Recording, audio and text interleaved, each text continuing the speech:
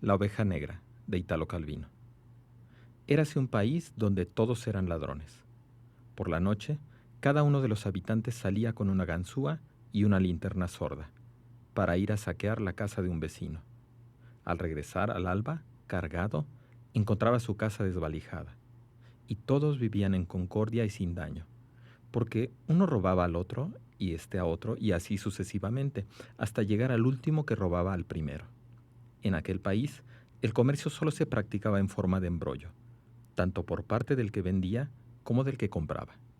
El gobierno era una asociación creada para delinquir en perjuicio de los súbditos, y por su lado, los súbditos solo pensaban en defraudar al gobierno. La vida transcurría sin tropiezos y no había ni ricos ni pobres. Pero he aquí que no se sabe cómo apareció en el país un hombre honrado. Por la noche, en lugar de salir con la bolsa y la linterna, se quedaba en casa fumando y leyendo novelas. Llegaban los ladrones, veían la luz encendida y no subían. Esto duró un tiempo. Después hubo que darle a entender que si él quería vivir sin hacer nada, no era una buena razón para no dejar hacer a los demás. Cada noche que pasaba en casa era una familia que no comía al día siguiente. Frente a estas razones, el hombre honrado no podía oponerse. También él empezó a salir por la noche para regresar al alba, pero no iba a robar. Era honrado, no había nada que hacer. Iba hasta el puente y se quedaba mirando pasar el agua. Volvía a casa y la encontraba saqueada. En menos de una semana el hombre honrado se encontró sin un céntimo, sin tener que comer, con la casa vacía. Pero hasta ahí no había nada que decir porque era culpa suya. Lo malo era que de ese modo suyo de proceder nacía un gran desorden, porque él se dejaba robar todo y entre tanto no robaba a nadie. De modo que había siempre alguien que al regresar al alba encontraba su casa intacta, la casa que él hubiera debido desvalijar.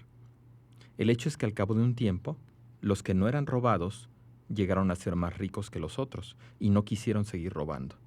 Y por otro lado, los que iban a robar la casa del hombre honrado la encontraban siempre vacía, de modo que se volvían pobres. Entretanto, los que se habían vuelto ricos se acostumbraron a ir también al puente por la noche, a ver correr el agua.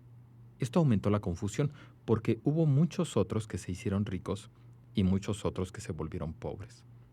Pero los ricos vieron que yendo de noche al puente, al cabo de un tiempo se volverían pobres y pensaron, paguemos a los pobres para que vayan a robar por nuestra cuenta. Se firmaron contratos, se establecieron los salarios, los porcentajes. Naturalmente siempre eran ladrones y trataban de engañarse unos a otros. Pero como suele suceder, los ricos se hacían cada vez más ricos y los pobres cada vez más pobres. Había ricos tan ricos que ya no tenían necesidad de robar o de hacer robar para seguir siendo ricos, pero si dejaban de robar, se volvían pobres porque los pobres les robaban. Entonces pagaron a los más pobres de los pobres para defender de los otros pobres sus propias casas. Y así fue como instituyeron la policía y construyeron las cárceles. De esa manera, pocos años después del advenimiento del hombre honrado, ya no se hablaba de robar o ser robados, sino solo de ricos o de pobres. Y sin embargo, todos seguían siendo ladrones. Honrado, solo había habido aquel fulano, y no tardó en morirse de hambre.